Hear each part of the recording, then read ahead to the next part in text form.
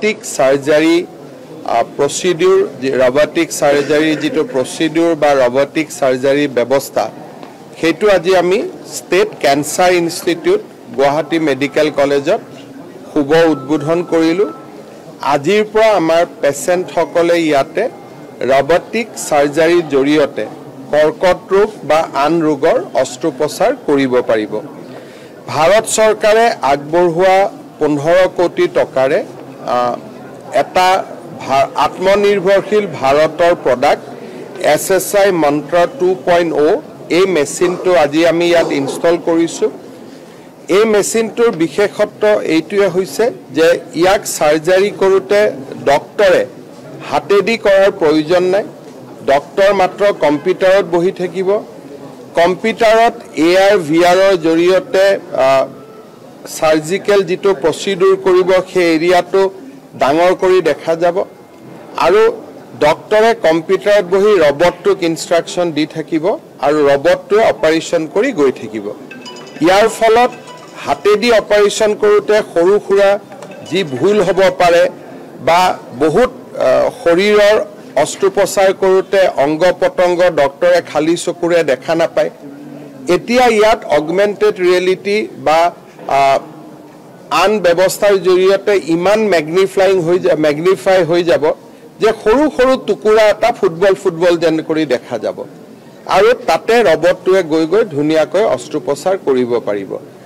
এনে ব্যৱস্থা কলিকতা চহৰত আছে নে নাই মই নাজানো কিন্তু ডেফিনেটলি নৰ্থ ইষ্ট ইণ্ডিয়াত নাই আৰু ইষ্টাৰ্ণ ইণ্ডিয়াটো খুবেই কম হ'ব অত্যাধুনিক ব্যৱস্থা ভৱিষ্যতে ইয়াৰ নেক্সট ডেভেলপমেন্টটো হৈছে যে ডক্টৰজনে দিল্লীত বহিও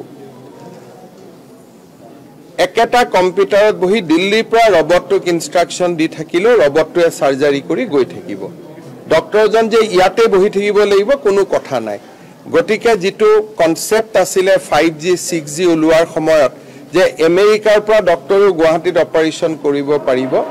তেনেকুৱা ব্যৱস্থা আমি ইয়াৰ নেক্সট ডেভেলপমেন্ট বুলি ক'ব পাৰো বৰ্তমান ডক্টৰজন ৰুমতে থাকিব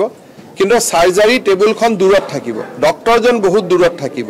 ডক্টৰজনে মাত্ৰ কম্পিউটাৰত চাব তেওঁৰ গাত তেজু নালাগে তেওঁ কেচিও লব নালাগে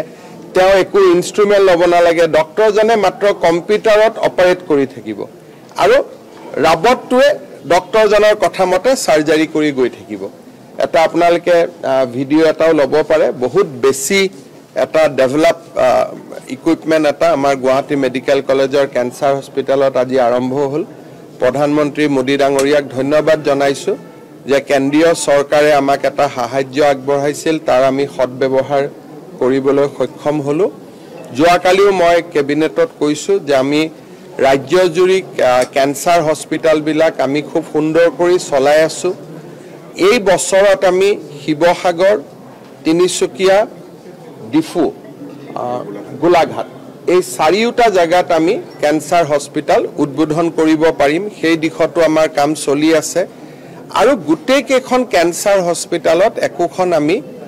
BSc নাৰ্সিং কলেজো স্টাৰ্ট কৰিম লগত বৰপেটাত ইতিমধ্যে আৰম্ভ কৰিছো বাকি ক্যান্সাৰ হস্পিটাল কেখনৰ লগত আমি BSc নাৰ্সিং কলেজ একোখনো আৰম্ভ কৰিম আৰু এই BSc নাৰ্সিং কলেজ বিলাকত আমাৰ ষ্টুডেন্ট সকলক ইংৰাজী আৰু জাপানীজ ভাষাৰ আমি এক্সপোজাৰো দিম যাতে ভৱিষ্যতে তেওঁলোকে সুন্দৰ কেৰিয়াৰ এটাও বনাব পাৰে বহুবিলাক কাম হৈ আছে আজি বহাগ বিহুৰ প্ৰাক মুহূৰ্তত এনে সুন্দৰ কাম এটা অসমবাসী ৰাইজৰ বাবে অৰ্পণ কৰিবলৈ পাই মই গৌৰৱ অনুভৱ কৰিছো Guwahati medical college state cancer institute Assam cancer care foundation সকলোকে ধন্যবাদ আৰু অভিনন্দন জনাইছো খৰচটো ডিপেন্ড কৰিব কিমান ইয়াতে ফিজ ঠিক কৰে তেনেকুৱা কোনো খৰচ বুলি ইয়াত আৰু বেলেগ খৰচ বুলি একো নাই বৰঞ্চ ইন ডেজ টু কাম এতিয়া 15 কোটি টকা ইনভেস্ট কৰিছে কাৰণে খৰচটো বেছি হ'ব বেছি মানে এটা লব লাগিব কিন্তু এটা আপোনাৰ ওপৰত ডিপেন্ড কৰে নৰমাল সাৰ্জাৰি আৰু ইয়াৰ সাৰ্জাৰিৰ মাজত খৰচৰ কান মেডিসিনটো একেখিনিয়ে লাগিব পোষ্ট অপাৰেটিভ মেডিসিন একেখিনিয়ে খাব লাগিব প্ৰি অপাৰেটিভ মেডিসিন একেখিনিয়ে খাব লাগিব কিন্তু ইয়াতে নিখুদ হ'ব আৰু ফিজত কোনো তাৰতম্য নাই নৰমাল জি ফিজ এটো একেই ফিজ হ'ব মোৰ মতে দি ইয়াত খালি প্ৰথম অৱস্থাত যেহেতু টকা এটা ইনভেস্ট কৰিছে মেচিন এটা লগাইছে প্ৰথম অৱস্থাত অকণমান থাকিলেও লাহে লাহে কষ্টবিলাক আৰু আয়ুষ্মান ভাৰতততো কোনো কষ্টে নাই আৰু ডিসচাৰ্জটো ফটক কৰি হৈ যাব মানে পোষ্ট অপাৰেটিভ আপোনাৰ নৰ্মেল সাৰ্জাৰীত বহুত দিন থাকিব লাগে হাতেদি কৰিলে কৰবাত তেজ ওলাব কৰবাত ঘা লাগিব কৰবাত কিবা লাগিব ইয়াতে যেহেতু মেচিনে কৰিব আৰু ডাঙৰ স্কিনত কৰিব সেইকাৰণে ইয়াতে পোষ্ট অফ ৰিকভাৰী বহুত সোনকালে হৈ যাব এইটো মোৰ মতেদিতো উইথ বেংগলৰ প্ৰথম হ'ব লাগে কিন্তু তথাপিতো ডেটা নাথাকাকৈ ক'ব অলপ বেয়া লাগে সেইকাৰণে নৰ্থ ইষ্টৰ ভিতৰত প্ৰথম বুলিতো ক'ব পাৰিয়ে আৰু ভাৰতৰ বহুত ৰাজ্যতে এনেকুৱা প্ৰচিডিউৰ ডেফিনেটলি নাই আৰু ইয়াৰ লগতে আমি শিলচৰ মেডিকেল কলেজ আৰু ডিব্ৰুগড় মেডিকেল কলেজতো দুটা ৰবটিক সাৰ্জাৰী ইউনিট আমি এইটো বছৰৰ ভিতৰতে স্থাপন কৰিম আজি জিএমচিত হ'ল এই বছৰৰ ভিতৰতে আমি সেম মেচিন ডিব্ৰুগড় আৰু শিলচৰতো আমি ইন্ট্ৰোডিউস কৰিম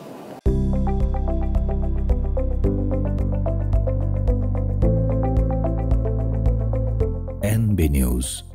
সহজ সৰল ভাষাত নৱভাৰতৰ কথা